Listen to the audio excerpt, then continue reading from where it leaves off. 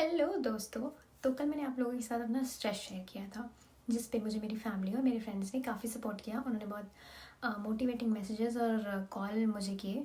So I am very thankful to them. And also there are people who were saying कि देखा independent women टूट गई down.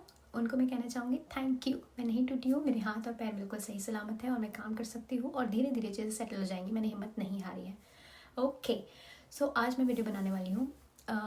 जब मैं इंडिया से यूके आ गई हूँ, अभी मुझे 3.5 मंथ्स हो गए हैं, तो मैंने सोचा मैं शेयर कर लूँ वीडियो में कि एक्सपेक्टेशन वर्सेस रियलिटी। सो जब मैं पहली बार यूके आई, तो पहली फ़्लाइट में बैठी थी।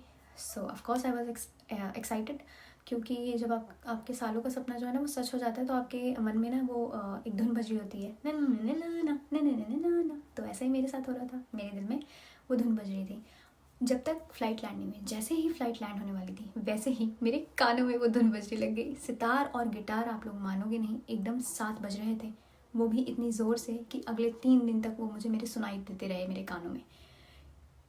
तो अगर कोई पहली बार ट्रैवल कर रहा है तो मैं रिकमेंड करूँगी कि आप ईयरबड लेके चलो, क्योंकि वो धुन जो है वो आप झेल नहीं पाएंगे, वो इतनी सुरीली होती है।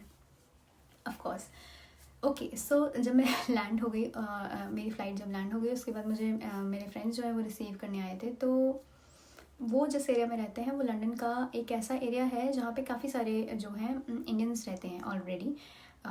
तो मैं उसका नाम नहीं लूँगी, लेकिन जब मैं वहाँ गई तो ऑफकोर्स मैंने तो सोचा था कि मैं यूके आ रही हूँ। इंडिया वाला एक्सपीरियंस तो मुझे बिल्कुल ही नहीं करना था। सो जिसमें कोई बुराई नहीं है, मैं ये नहीं कह रही कि इंडिया अच्छा नहीं है, ऑफकोर्स बहुत अच्छा है, लेकिन मैंने 15-20 लाख रुपए खर्च किए हैं।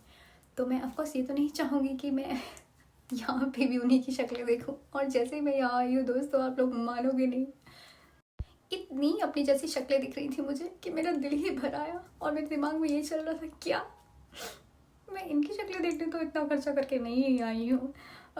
लेकिन कोई नहीं, मैंने अपने आप को अपनी हिम्मत बांधी, उसे टूटने नहीं दिया। So moving on to my next experience, मुझे ना वॉशरूम यूज़ करना था। तो जब मैंने मैं पब्लिक वॉशरूम में चली गई। मैं when I was done with my business, तो मैंने अपनी आसपास देखा। I was looking for a jet spray. So jet spray मुझे लगा शायद मुझे दिख नहीं रहा होगा, इनके यहाँ पे कुछ अलग सी स्पेस होगी, उसमें होगा। कहीं भी नहीं था। वहाँ पे एक मग रखा हुआ था और वो मग यूज़ कर अब मैं इंडिया छोड़ के यूके में आई थी, मग से धोने तो नहीं आई थी। और फिर मैंने अपना दिमाग दौड़ाया और मैंने सोचा कि मैं टॉयलेट पेपर को गीला करके यूज़ कर लेती हूँ। लेकिन वो टॉयलेट पेपर दोस्तों, मेरे बालों की तरह उसने भी मेरे साथ नहीं दिया। वो हाथ पे ही रह गया, धुल गया। जैसे तैसे मैंने अपना बिजनेस किया और उसी वॉशरूम में मुझे ये ख्याल आया कि मैंने कोई गलती तो नहीं कर दी यार। मतलब ये तो बेसिक सी चीज़ें हैं, पता नहीं, पर इंडिया में तो थी। ऐसे और भी छोटे छोटे एक्सपीरियंसेस हैं जिन्होंने मुझे रियलाइज़ कराया कि यार इसके लिए तो मैंने इतने पैसे खर्च नहीं किए थे। मैं आप लोगों के साथ वो भी शेयर करूँगी, अगर आप लोग वो मुझे कमेंट में बताओगे कि आप लोगों को ये वीडियो कैसी लगी, और आप और भी मेरे ऐसे छोटे छोटे एक्सपीरियंसेस सुनना चाहोगे। So stay tuned, bye bye.